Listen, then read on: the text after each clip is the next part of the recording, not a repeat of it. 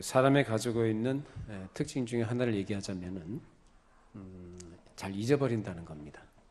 망각. 좋은 의미에서 뭐 망각의 은혜라라고 이렇게 얘기도 합니다만은 사실 그 은혜를 망각하면 안 되죠. 망각의 은혜는 우리 안에 부정적인 것들, 나쁜 기억들 이런 것들 잊어버리는 게 좀 좋은 거 아니겠어요? 상처받을 만한 그런 것도 다 잊어버리고 그렇죠? 그런 의미에서 망각의 은혜다 이렇게 얘기할 수 있습니다만은 근데 하나님께서 우리에게 주신 그 은혜를 잊어버리면 안 되는 겁니다. 자, 근데 오늘 본문에는 그 은혜를 잊어버린 모습이 이스라엘 백성들 가운데 나타납니다. 오늘 사무엘이 이스라엘 백성들의 그러한 모습에 대해서 사실 그러한 그들의 현실, 그래서 엄중하게 책망하면서 그들을 교훈하는 내용이 바로 우리 읽은 본문 말씀이에요. 자, 우리 읽은 이 본문이 앞서 11장에는 이스라엘 백성들이 사울 왕을 필두로 해서 암몬 자손 나하스와 전쟁을 치르고 그 전쟁에서 대승을 거두어서 기쁨에 도취되어 있는 그런 내용이 기록되어 있습니다.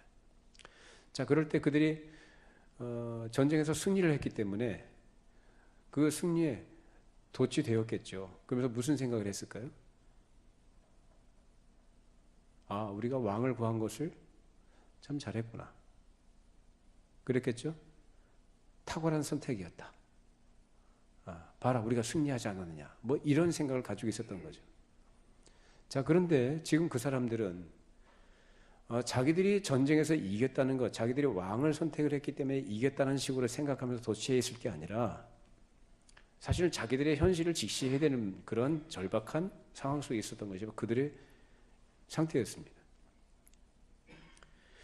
그들이 하나님 앞에 그동안 범죄해 왔고 범죄한 것에 더해서 자기들 위해 왕을 세우라, 인간 왕을 구했던 것이 자신들을 애굽에서 구원해내시고 하나님의 백성 삼아주신 그 하나님 앞에 얼마나 큰 죄악인가를 깨닫고 그걸 돌이켜야 했던 것입니다. 잘했다고 자기 스스로 자화자찬하는 게 아니라. 그래서 사무엘이 그러한 이스라엘 백성들의 무지와 그 어리석음과 그런 타락한 상태에 대해서 그들의 현실을 직시하도록 책망하면서 어떻게 해야 너희들이 하나님과 바른 관계 속에 돌아가느냐라는 것을 교훈한 내용이 오늘 읽은 본문 말씀입니다. 사람이 비록 신실하고 또 진실하게 살고자 할지라도 때때로는 자기가 하고 있는 일들이 잘 된다든지 잘 풀리고 형통하든지 또는 번영을 한다든지 하게 되면은 거기에 함몰되기가 쉬워요. 그 예수를 믿는 신자들도 마찬가지다 그 말이에요. 별 문제 없으면 내가 지금 살고 있는 라이프 스타일, 내가 지금 나아가고 있는 그 방향들이 길이 잘 열리고 문이 잘 열리면 거기에 몰두하지 자기가 하나님 앞에서의 어떠한 태도와 어떤 자세를 가져야 하는 것에 대해서는 잊어버리기가 쉽다 이거예요. 그렇지 않습니까? 그런 것이 바로 인간이라 그 말이에요. 하나님의 관점에서 자기 현실이 어떤가를 반성하면서 자기가 왜 존재해야 되는가, 자기가 왜 살아야 되느냐, 그 이유와 목적에서 얼마나 벗어나 있고 변질되어 있는가 하는, 그리고 우리가 오늘 만족과 어떤 행복이 있다고 한다면 그것이 참된 것인지 거짓된 것인지를 알 수 있어야 되는데 그걸 모르는 것이 바로 인간이라는 것입니다. 믿는 사람이나 믿지 않는 사람이나 이런 문제는 별 차이가 없습니다. 그래서 당장 눈앞의 현실에 온통 마음 뺏기고 눈이 흐려져서 잘못된 것들 생각 못하고 그냥 그런 현실에 끌려가는 것이 바로 우리의 모습이다라는 것입니다. 그런 상태에서는 무슨 생각을 하냐면 다른 생각 안 해요. 그냥 편안하게 잘 먹고 잘 살면 되는 것이지. 어떻든지 간에 거기에 안주하게 되는 거죠. 그러다 보니까 하나님께서 나를 이 세상에 보내신 목적, 나를 이 땅의 교회로 또 예수 믿는 신자로 존재하도록 하신 목적이 무엇인지에 대해서는 생각을 못하는 경향들이 있다는 것입니다. 사무엘 당시 이스라엘 백성들의 상태도 그랬어요. 그런 그들에게 사무엘이 오늘 교훈한 훈계의 중요한 문제는 이스라엘 백성들이 가지고 있는 민족적인 본래의 사명을 잊어버리고 왕정을 구해서 다른 나라와 같이 당당한 왕국으로 번영하며 살자는 데 있었습니다. 그들은 원래 애굽의 종들이었어요. 애굽에서 종살이하고 노예 생활하던 그들이었는데 하나님께서 모세와 아론을 보내서 그들을 어떻게 해요? 건져내셨습니다. 죄에서 벗어나게 하시고 압제에서 해방되게 하셔서 이제 가나안 땅 약속의 땅으로 가도록 이끄시는 과정 속에서 시내산에서 그들에게 모세를 통해 율법을 주십니다. 왜 율법을 주십니까?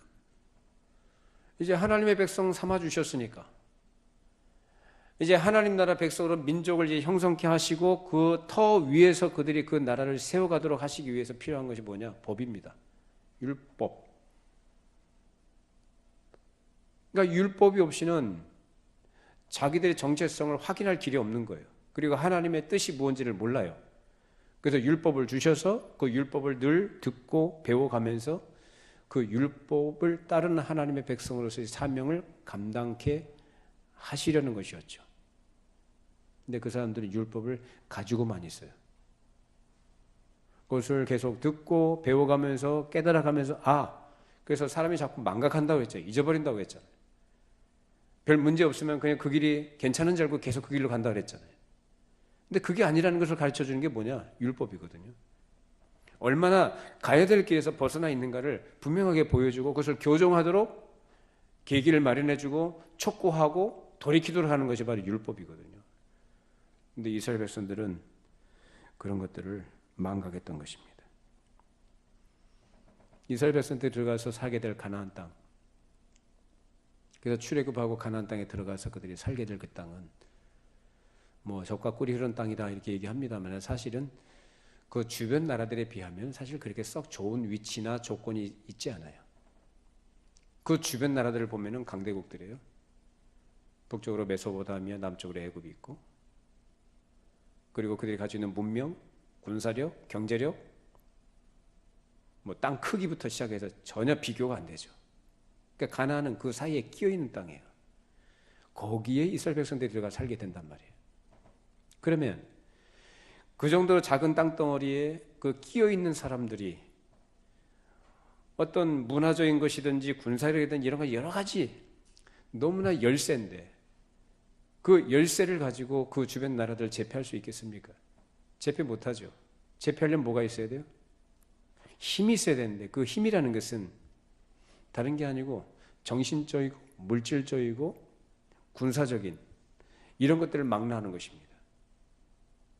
근데 우리나라도 보면은 거의 비슷한 환경과 조건이 있는 것 같아요. 우리나라 뭐 부존 자원이 뭐 얼마나 대단합니까? 우리나라 제일 많이 남한에서 제일 많이 나오는 자원이 뭔지 아세요? 뭘까요? 시멘트밖에 없어요. 시멘트 가지고 지금 건물은 잘 짓는데 이제는 이 골재가 모자라죠. 모래도 바닥이 났고 자갈도 바닥이 났고 북한하고 연계해서 뭔가 좀 얻으려고 하고 외국에서 수입을 해야 될 상황입니다. 그러니까 굉장히 자원은 빈곤한 나라예요, 우리나라가. 그러니까 무역으로 먹고 사는 나라가 바로 우리나라입니다. 그 또 위에는 뭐예요? 러시아 있죠. 그 옆에는 또 중국 있죠. 그 옆에는 또 일본 있죠. 강대국들이 둘러싸고 있어요. 뭘 가지고 살아갑니까, 우리나라가? 지금 이스라엘 백성들이 끼어 있는 상황이 바로 그런 상황이었어요. 그렇다면 그런 상황 속에 그런 조건 속에 그 불리한 환경 속에 있는 그들이 살기 위해서 또 그 나라를 제패하기 위해 힘이 있어야 되는데 그 힘은 자기들 스스로는 안 되거든요. 누구를 의지해야 됩니까? 하나님을 의지해야죠. 하나님과 정상적인 관계 속에서 그들이 살아갈 때 하나님이 하셔야 된다는 거예요. 근데 이스라엘 백성들은 어떻게 해요? 자기들이 애굽에서 건져냄을 받았고 기적을 경험했고 가나안 땅에 어떻게든지 정복 전쟁을 해서 지금 가나안 땅에 정착했으니까 마치 누가 한 걸로 생각을 해요? 자기들이 한 걸로 생각을 해요. 등 따시고 배부르니까 하나님 안 찾아요. 자기가 다 한 줄 알아요. 하나님 어떻게 하시죠? 모압, 암몬, 에돔, 블레셋 그 주변 나라에 있던 사람들, 그 작은 나라들이, 그 나라들은 그 작은 나라들을 하나님께 들어서 치십니다. 우습게 보였던 그 나라들을 들어서 치시면서 고통을 가하십니다. 아프니까 살려달라고, 구원해달라고 하나님께 부르짖어요.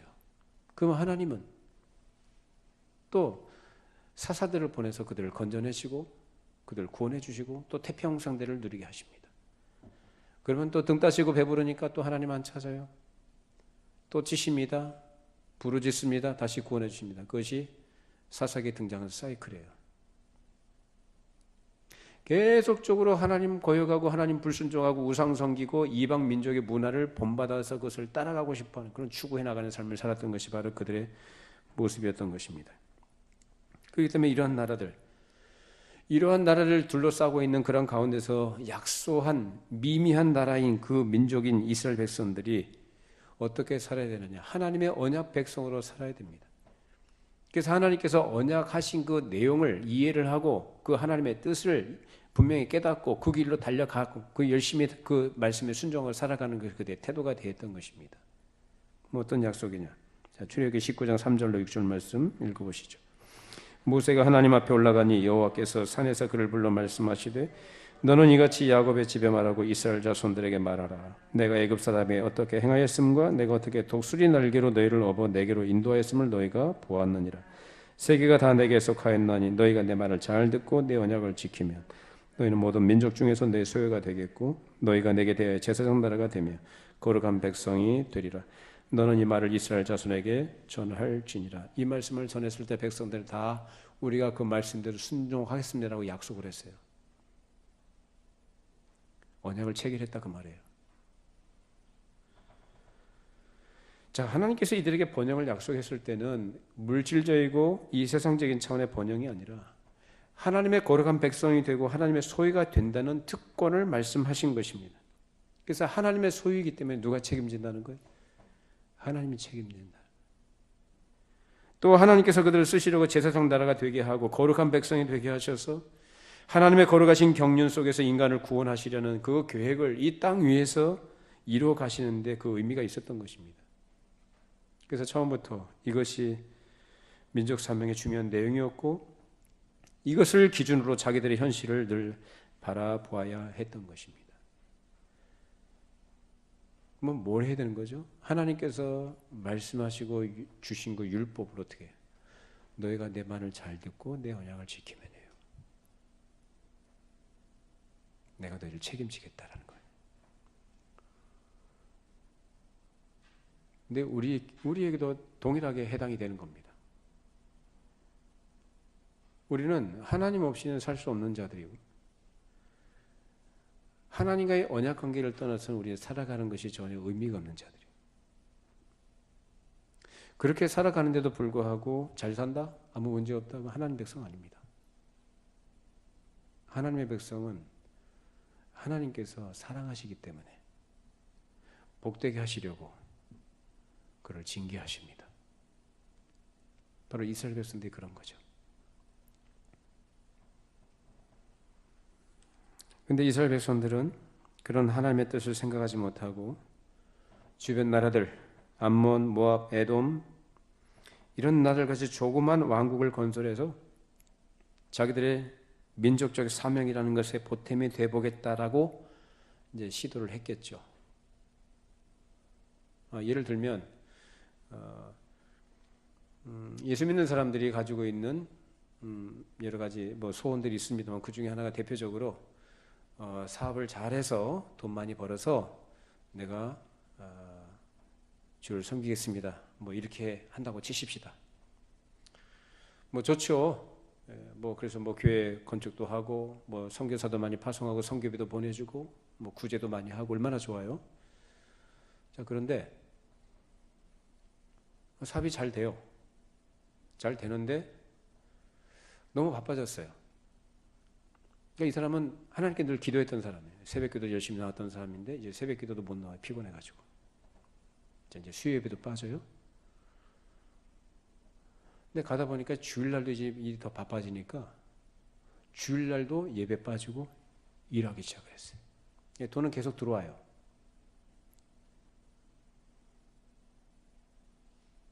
자, 그렇게 해서 돈이 많이 벌리니까 자기가 약속한 대로 11조 한다고 11조도 그 많이 하겠죠. 그죠? 11조도 하고 자기가 처음에 약속했던 대로 건축도 해야 되니까 교회 헌금 많이 하겠죠. 선교사도 많이 도와주고 구제도 많이 하고 했어요. 그러니까 그렇게 해서 교회적인 사명 또 신자로서 예수 믿는 자로서의 사명에 어떤 보탬이 되겠다고 자기가 이렇게 한다고 하는 거예요. 그 하나님이 그거 좋아하십니까? 좋아하실까요, 하나님이? 그게 하나님의 뜻을 따라가는 삶인가요? 인간적이죠. 하나님 그런 거 안 좋아하셔요. 하나님이 좋아하신 것은 하나님 말씀에 순종하는 걸 좋아하셔요. 순종이 제사보다 낫다. 순종하는 겁니다. 순종. 순종이 뭐냐? 말씀이에요. 이 사람들 식으로 얘기하자면 율법이에요. 그 율법에 순종하는 사람이 되는 거예요. 인격적으로 자기의 존재론적으로 하나님 앞에서 신실한 믿음으로 살아가는 사람이 되는 거예요. 일이나 능력적인 것이나 어떤 결과로서 자기가 자기 열정을 가지고 뭘 하는 게 아니고 하나님 앞에서의 존재, 어떤 존재? 예배자예요.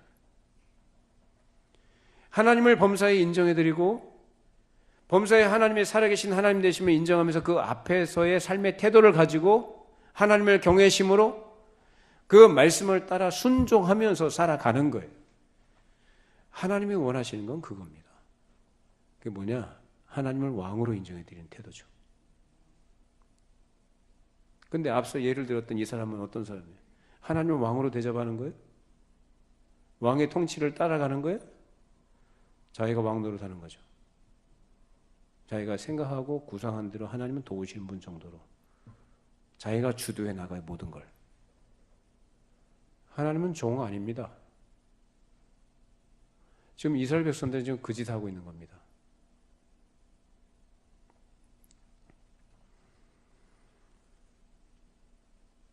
이런 것들이 얼마나 큰 타락인지, 이런 것들이 사사시대 계속 누적이 되어져 왔고 결국 이 사무엘 시대에 와가지고 왕을 구하게 된 거예요. 한 해, 두 해, 이제 2년, 3년, 5년, 10년 이렇게 흘러가면서 사람들이 이제 그 길로 계속 치달아갑니다. 처음부터 크게 잘못되지 않아요. 처음부터. 근데 그 잘못된 것을 인식하지 못하고 계속 그 길로 가게 되면 어떻게 될까요? 나중엔 돌이키기 어려운 지경까지 떨어지게 됩니다. 그래서 결국 뭘 구한 거예요? 왕을 구한 거예요. 하나님도 섬긴다고 하지만은 결국 누구를 섬기냐? 자기 자신을 섬기는. 그렇게 자기가 생각한 대로 좋다고 생각한 대로 나간 것이 해가 갈수록 점점 더 어두운 데로 들어가게 된 겁니다. 여기서 우리가 중요하게 생각해야 될 것은 오늘날 교회가 어떠해야 하는가라는 문제겠죠. 하나님께서 교회를 이 땅에 두시고 그 교회를 통해서 어떤 일을 하실 때에는 교회가 하나님과 바른 관계를 맺어야만 합니다. 그때에만 그 능력이 나타나고 특권이 나타나고 영광이 나타나는 것이지, 그렇지 못한데 우리도 세상 나라처럼 세상에 있는 어떤 단체나 기업처럼 우리가 부흥하자, 발전하자고 한다면, 그렇게 해서 소위 말하는 부흥해서 그 부흥한다는 것이 뭡니까? 한국 교회가 왜 이렇게 사회적으로 지탄을 받고 있고 오늘날 우리가 고개를 들 수 없을 만큼 부끄러운 모습 전락인지 왜 그런지 아십니까? 똑같은 거예요, 이 사람들처럼. 그냥 좋은 게 좋다고 넘어가면 안 됩니다. 평화를 누리고 내 삶에 어떤 아무 문제 없이 살아가는 것, 이스라엘 백성들이 그랬거든요.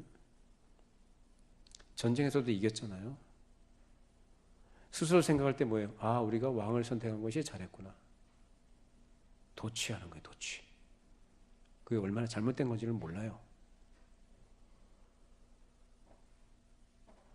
종교 비즈니스가 만연한 시대입니다.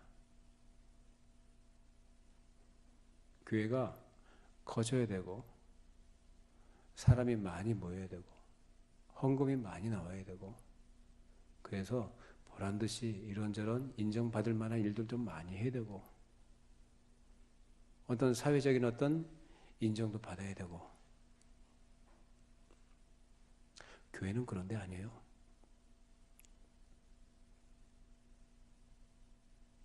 적은 수가 모여도 하나님 말씀을 잘 배워서 그 말씀을 깊이 깨닫고 그 뜻을 따라서 순종하며 살아가는 것이 바로 교회예요. 그게 아니면 교회 아니에요. 종교 집단이지.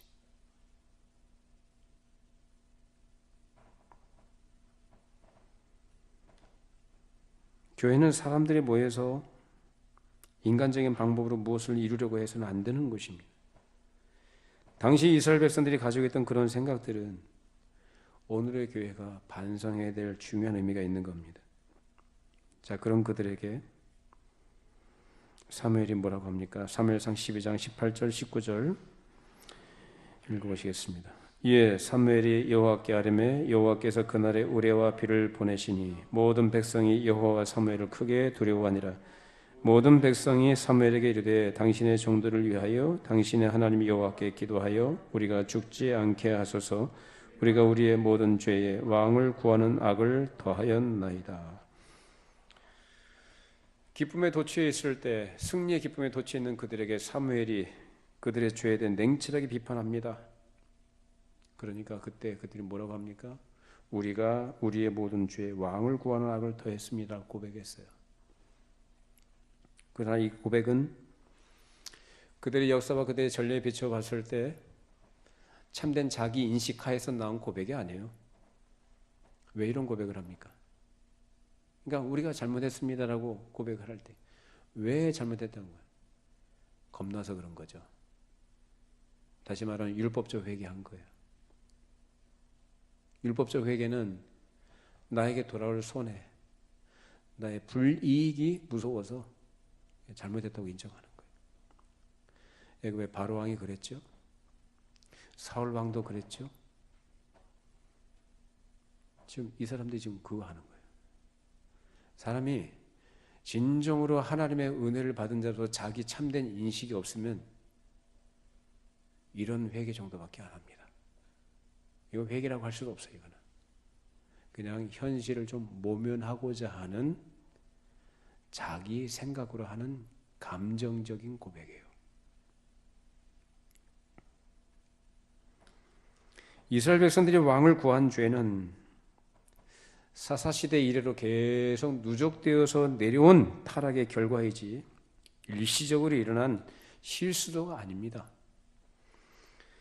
그렇기 때문에 항상 어디서부터 시작해야 되냐 하면 좋은 율법을 가지고 있으면 그 율법을 바르게 배우고 그 참뜻을 깨달아서 그 뜻이 가르치시는 어떤 그 상태로 나가야 된다는 거예요.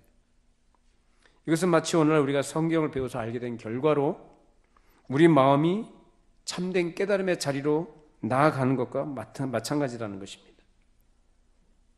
그래서 예를 들어서 거룩한 교회가 우리가 이루는 공동체라고 한다면 이 공동체는 나 혼자 존재하는 게 아니라 여럿이 같이 모여 있어요. 다양한 사람들이 모여 있습니다. 그 다양한 사람들을 우리는 하나의 용어로 얘기를 합니다. 형제라고 얘기합니다. 우리 모두 형제인 줄로 믿습니다. 형제예요, 형제. 그리스도 안에서 맺어진 형제예요. 그러면 그 형제라고 하는 사람들 간에 우리는 세상 집단이나 종교 집단이 아니라 거룩한 교회라고 할 때 그 거룩한 교회의 참된 속성이 어떻게 드러나느냐? 그것은 그 사람 마음속에 각 사람 그 마음속에 내가 그리스도 안에 있는 자여 그리스도와 맺어져 있는 그 연합된 사람이라는 그 인식하에서 그 인식이 자기 안에서 그것이 겉으로 이제 발현이 되겠죠. 자기 인식을 갖고 있는 사람은 다시 말하면 정체성이라는 그거예요. 그것이 분명한 사람은 그 그리스도적인 품성과 그리스도의 뜻을 따라가고자 하는 마음의 소원들이 겉으로 나타난다는 거예요. 관계 속에서요. 좋은 영향을 주고받는 거죠, 서로가. 윤리 도덕적인 차원을 말하는 게 아닙니다. 영적인 걸 얘기합니다. 그게 뭐냐? 교회예요. 그런 가운데서 하나님이 기뻐하시는 열매들이 맺어지는 거예요. 우리의 삶의 결과적인 것들로, 우리 삶의 내용적인 것들로 채워져 나가는 것이 바로 교회가 감당해야 될 일들이고 또 이 세상에 대해서 감당해야 될 사명인 것입니다. 그거 놓치고 겉으로 단지 좋아 보이는 것들, 인간적인 생각을 가지고 자기 생각과 자기 욕구, 자기 만족을 추구하면서 살아가는 이러한 것들, 그래서 세상처럼 한번 돼보겠다고 하는 것, 그것이 비록 좋아 보이는지 몰라도 그것은 하나님을 왕으로 섬기는 신자의 태도가 아닙니다. 그렇기 때문에 교회가 교회로서 그 본질적인 것을 나타낼 때는 그리스도의 품성과 함께 성령의 능력이 그 속에서 역사할 때 참된 연합과 교통이 그 가운데서 이루어집니다. 우리 성도 여러분들 가운데 그런 연합과 교통이 이루어지기를 바랍니다. 우리는 다른 것으로 하나가 되는 사람이 아닙니다. 말씀으로 하나가 됩니다. 진리 안에서 하나인 줄로 믿습니다. 우린 다 이질적인 성향의 사람들이고 공동 부모가 없는 사람들일 수도 있어요. 그럼에도 불구하고 그 모든 다양성과 차이를 극복할 수 있는 것, 얼마든지 상세와 그 안에서 하나 될 수 있는 그 근거가 뭐냐? 말씀이에요. 하나님의 말씀. 그렇기 때문에 어떻게 됩니까? 말씀을 늘 듣고 잘 배우셔야죠. 말씀을 잘 듣고 배울 때 성령께서 우리 안에 그것을 깨닫게 하시고 감화시켜 주셔요. 그리고 그 말씀을 따라서 내가 살아가고자 하는 소원을 갖게 하시고 순종하게 하시거든요.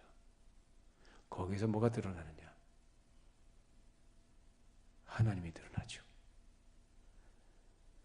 왕이신 하나님의 통치와 다스림을 받는 것. 하나님께서 말씀으로 우리를 다스려진 줄로 믿습니다. 그래서 그 말씀을 따라가게 되는 거예요. 거기서 자연스럽게 열매들이 맺어지게 되는 것이고 삶의 결과물들이 하나님 나라를 구현해 나가는 것들로 나타나게 된다는 겁니다. 그래서 이스라엘 백성들에게 필요한 건 바로 이것이었거든요. 환경의 변화가 아니라 자기들이 원하는 대로 무엇이 이루어지는 게 그들에게 필요한 게 아니라 정작 그들에게 정말로 필요한 건 바로 이런 부분들이었다 이 말이에요. 근데 그들에게는 그것이 없어요. 그들이 짓지 아니한 집으로 하나님께서 살게 해주셨고 그들이 만들어낸 땅이 아닌데 하나님께서 그 땅에 거주하게 해주셨고 다 주셨거든요. 근데 그들은 만족이 없어요. 사람이 하나님으로 만족 못하면 만족 못합니다. 아무리 여러분 돈 많이 벌어보십시오. 육신이 건강하고 내가 원하고 계획하는 일들이 다 성취가 된다 할지라도요 만족이 없습니다. 인생을 좀 살아보신 분들은 인정할 겁니다. 근데 아직 젊으신 분들은 인정이 안 되는 부분이 있을 수도 있어요. 더 살아봐야죠. 인생을 살아보신 분들은 압니다. 점점 갈수록 세월은 빨리 가고 참 이 삶이라는 것이 허망하구나라는 것을 알게 됩니다. 이스라엘 백성들이 그래요. 지금 아직 몰라요, 이 사람들은. 그래서 늘 불평불만입니다. 자기들의 영광된 위치와 하나님께로부터 받은 바 그 은혜의 복됨을 잊어버리고 육적인 생각에 치우친 거죠. 자기들의 현실적인 부족과 결함이 단지 정신적인 것이나 물질적인 것이 있다고 생각한 겁니다. 그래서 그 부족을 하나님께 의지하고 그 은혜 안에서 차려고 한 것이 아니라 자기가 생각한 것과 자기의 계획을 이뤄가기 위해서 그것을 도울 만한 어떤 능력적인 것을 찾아 나간 것입니다. 예를 들어서 정신적인 참된 평안과 안락하고 건강한 것, 소망을 가진다는 것, 찬란한 무언가를 건설해서 자꾸 성공해 나가는 것들을 추구해 나가는 것, 이 자체가 잘못된 건 아니에요. 이 자체가 우리가 부정적으로 보는 것을 필요 없다고 하는 게 아닙니다. 그 모든 것을 누구 안에서 누가 주시는 대로 하나님의 은혜 안에서 하나님께서 주시는 대로 받아 나가면 되는 거예요. 근데 그걸 누구식으로? 자기 생각한 대식으로. 자기 생각한 대로 자기식으로 자기가 그것을 이루어 보려고 했던 것입니다. 인간의 문제가 언제나 그겁니다. 왕이신 하나님께 의존하고 왕으로부터 주어지는 것으로 자기가 살고 그 주신 것이 그것이라고 한다면 그것을 감사하면서 그 주신 본분을 따라서 사용할 수 있어야 되는데 지금 그게 아니에요. 이 사람들은.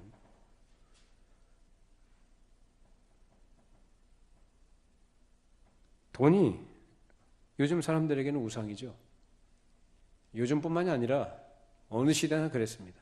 성경에도 보면 돈 얘기가 굉장히 많이 나와요. 그만큼 돈은 인간의 욕망의 최고 정점에 있는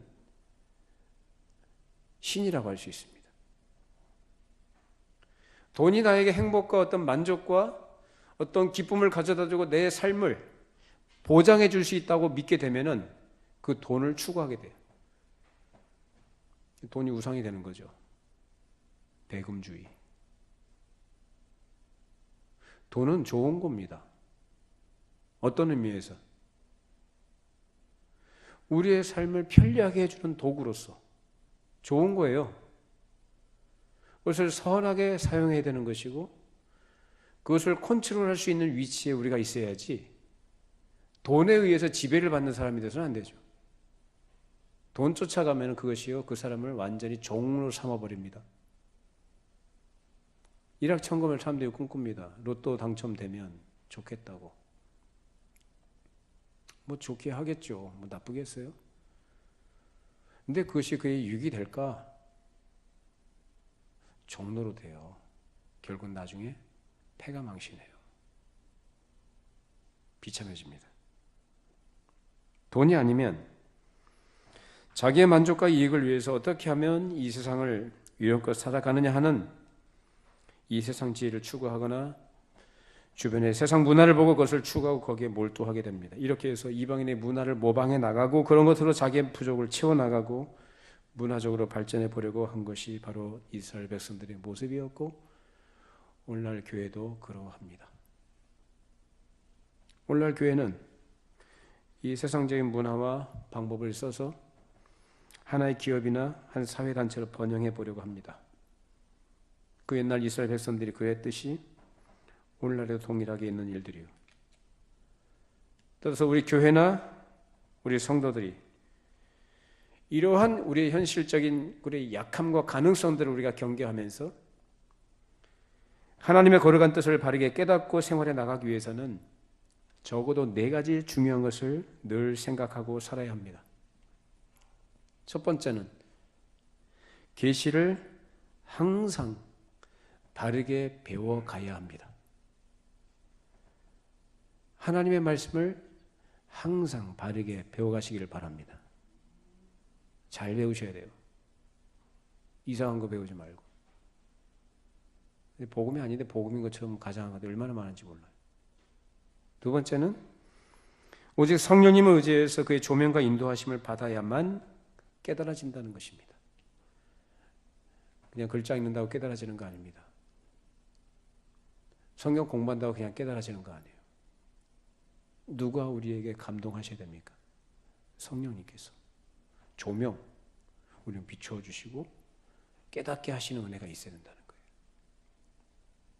세 번째는 매일매일 개인의 생활이나 다른 사람과의 관계에서 거룩한 마음을 가지고 하나님 나라를 나타내는 결과를 맺기 위해서 노력을 해야 합니다. 노력 안 하면 달라질 것도 없고 열매를 맺을 게 하나도 없습니다. 노력해야 돼요. 깨달은 바대로. 인격적인 노력을 해야 합니다. 결국 말씀을 잘 배우고 성령님의 인도하심을 따르는 생활을 힘써 해 나갈 때 그것이 개인 생활뿐만 아니라 자연스럽게 다른 사람과의 관계 속에서도 하나님 나라를 증거하게 된다는 거예요. 그 다음에 넷째는 사이비적인 것, 같은 것 같지만 같지 않은 게 사이비입니다. 사탄도 광명의 천사로 가장한다고 그랬어요. 천사가 아닌데 천사로 가장한다고요. 누가? 사탄이. 진리가 아닌데 진리인 것 같은데 진리가 아닌 것들이 있어요. 하나님의 말씀이 아닌데 말씀인 것처럼 보이는 게 있어요. 그런 것들을 여러분이 잘 분별할 줄 알아야 돼요.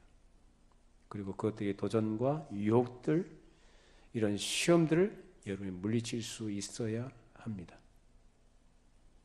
중요한 걸 지금 말씀드렸습니다. 다시 말하면 가장 먼저 하나님의 말씀을 잘 배워서 그 뜻을 날이 갈수록 점점 더 깊이 깨달아야 되는 것이고, 두 번째 내가 할 수 없다는 것을 깨닫고 누구를 의지하라고요? 성령님을 의지하시라고. 세 번째로는 성령님을 의지하는 가운데 어떻게 해요? 그 길로 힘써 달려가시라고요. 인격적인 노력을 하시면서 개인적으로 하나님과 관계 속에서 그 풍성함을 누리시고 부유함을 누리시고, 그런 가운데 다른 사람과의 관계 속에서 사회적인 열매를 맺을 수 있어야 된다. 부부관계에 있어서 마찬가지요. 부모와 자녀 간의 관계도 마찬가지. 여러분이 몸담고 있는 직장이나 일터에서도 마찬가지. 여러분이 교제하고 있는 친구들과의 관계도 마찬가지. 그것이 자연스럽게 드러나게 되는 것입니다. 그런데 이스라엘 백성들은 이런 것을 전혀 하지 않았고 오히려 이 세상 지혜와 지식을 따라가며 우상을 섬기면서 주변 이방 나라들의 문화를 모방했습니다. 그것이 좋아 보였던 것이죠. 마찬가지로 기독교 신앙에 대한 바른 이해가 없게 되면 기독교의 이름으로 이교적인 것들을 행하고 그것을 따라가게 됩니다. 물질을 원하든지 번영을 원하든지 병이 났든지 그렇게 나가는 것입니다. 그래서 하나님을 의지하는 것보다도 자기가 원하는 무엇인가를 추구하는 종교적 욕망에 끌려다니는 것이요. 이스라엘 백성들의 상태가 그러했습니다. 그들에게 하나님께서 왕이셨음에도 그 하나님은 안중에도 없고, 그래서 하나님을 의지하는 것보다도 인간 왕을 세우고 그를 통해서 무언가를 이루겠다는 발상으로 결국 자신들 스스로가 왕 된 것을 증명한 것입니다. 자기들이 왕을 세우면 왕은 누구예요? 세워진 왕이 왕이에요? 자기들이 왕이죠. 자기들이 왕을 세웠는데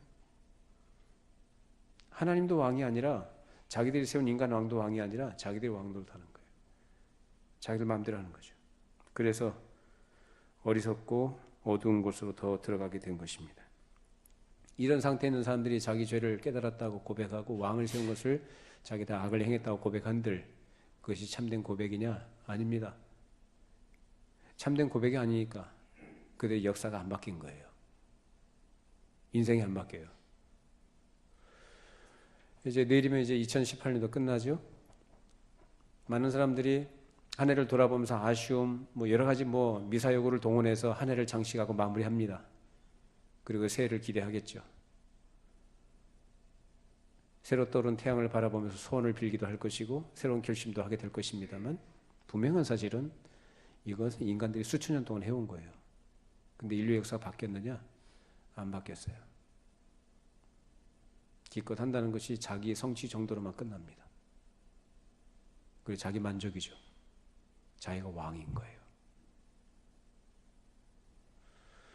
사람이 자기 참된 자기를 인식하지 못하면, 잘 들어보세요. 자기를 제대로 인식하지 못하면 안 변해요. 변할 수가 없고 달라질 게 없습니다. 수십 번, 수백 번 결심하고 각오를 해보세요. 안 바뀝니다. 중요한 건 내가 하나님의 백성으로서 내가 어떤 위치에, 어떤 자리에, 어떤 상태에, 어떤 모습으로 있는가라는 자기 인식. 그게 철저하게 인식되어져야 돼요. 그런 가운데서 하나님께서 말씀으로 조명해 주시면, 깨닫게 해주시면 그때 그 사람이 변합니다.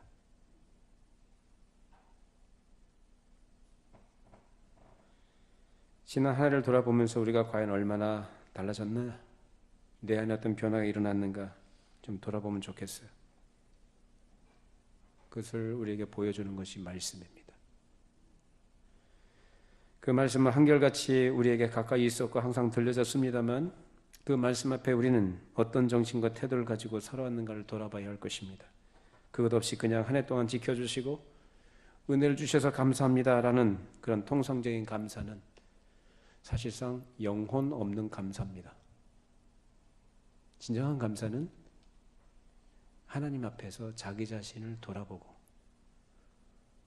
그 은혜의 목적에 합당치 못하게 살았던, 은혜를 망각하고 살았던 자기 자신의 모습을 철저하게 인정하고 다시금 그 마음을 추스리고 말씀의 길로 돌아서는 것이 진정한 감사입니다.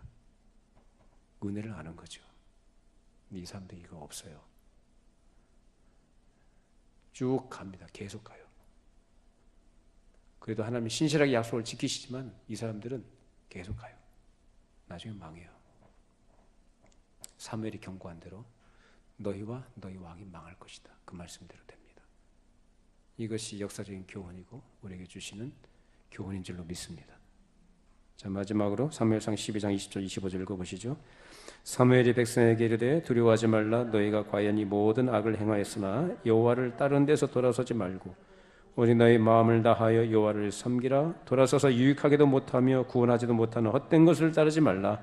그들은 헛되니라. 여호와께서 너희 자기 백성을 삼으신 것을 기뻐하셨으므로 여호와께서는 그의 크신 이름을 위해서라도 자기 백성을 버리지 아니하실 것이요 나는 너희를 위해 기도하기를 쉬는 죄를 여호와 앞에 결단코 범하지 아니하고 선하고 의로운 길을 너희에게 가르칠 것인즉 너희는 여호와께서 너희를 위해 행하신 그 큰 일을 생각하여 오직 그를 경외하며 너희의 마음을 다하여 진실히 섬기라. 만일 너희가 여전히 악을 행하면 너희와 너희 왕이 다 멸망하리라. 이것이 사무엘의 약속과 경고입니다. 보면은 무슨 얘기하냐면은 너희가 여호와를 경외하라.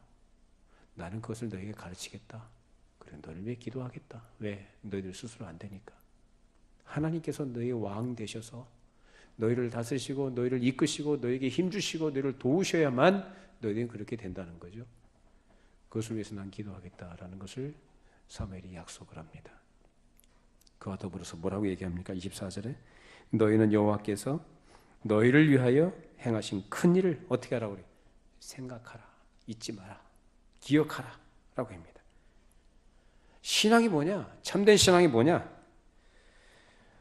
구원하시려고 지금까지 보호하시고 인도하신 것을 생각하라. 애굽에서 구출해 주시고 민족을 형성케 하시고 사명을 주시고 세상에 살 수 있는 의미를 주신 것이 뭐냐? 바로 너희를 통하여 이 세상을 만민을 구원하시는 하나님의 구원 계획을 위해서 너희들이 존재하는 것 아니냐라는 것입니다. 그 엄청나고 놀라운 일에 하나님께서 너희를 그 은혜로 대접하는 것을 기억해서 오직 그를 경외하며 너희 마음을 다해서 진실하게 섬기라. 억지로나 마지못해서 기계적으로 하는 게 아니라 마음을 다해서 그 은혜를 안다면 그 하나님 베푸신 사랑을 안다면 마음을 다해서 그렇게 주를 섬겨라.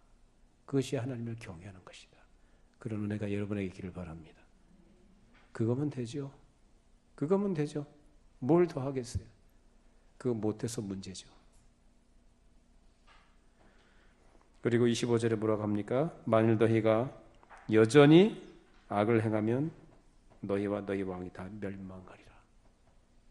무서운 경고를 합니다. 신명기 28장에 축복과 저주의 내용이 그대로 다시 반복이 됩니다. 암몬과의 전쟁에서 승리의 기쁨에 도취했던 그들에게 이 말씀으로 정신 차리게 해서 자신들의 죄악을 깨닫게 하고 하나님의 거룩한 백성들로 살아가도록 하기 위한 선지자의 간절한 외침이었습니다. 오늘 우리 교회도 하나님께서 주시는 동일한 교훈과 경고로 받으시기를 바랍니다. 자, 한 해 지나갔습니다. 다시 안 돌아오죠. 근데 하나님은 우리에게 또 한 해를 허락하실 줄로 믿습니다. 기회를, 은혜의 때를 우리가 감사하면서 또 하나님께 기대하면서 새해 하나님 앞에 새로운 마음을 가지고 맞이하시고 다시금 은혜를 구하면서 일어서시고 믿음으로 승리하시는 그런 하나님의 백성들로 생활해 가시길 바랍니다. 기도하겠습니다. 걸어가신 하나님 아버지, 하나님 없이 자기들 스스로가 왕이 되어서 잠시 잠깐 얻은 그 승리의 기쁨을 가지고 도취했던 그들에게 사무엘 선지자가 그들의 잘못된 죄악들과 하나님 앞에서의 정상적이지 못한 그런 이탈된 모습들을 엄중하게 책망하며 경고하며 또한 자신의 약속을 했던 내용들을 살펴보았습니다. 주님, 저희들이 허망한 일들에 우리를 구원하지 못할 것들에 마음 두지 말게 하시고 마음 빼앗기지 말게 하시고 우리의 형편과 사정이 어떠하든지 우리와 항상 변함없이 함께 하시는 그 하나님만을 전적으로 의지하고 그 하나님의 인도하심을 따르는 하나님의 백성들 되게 하여 주시옵소서. 내 생각에 앞서지 않게 하시고 내 계획에 앞서지 않게 하시고 내 뜻을 따라 내 만족을 추구하는 생활에서 돌이켜 우리의 왕 되신 하나님을 인정해 드리며 왕 되신 하나님의 통치하심을 따라가고 그 뜻에 순종하며 살아가는 성도들이 되게 하여 주시옵소서. 예수님의 이름으로 기도합니다. 아멘.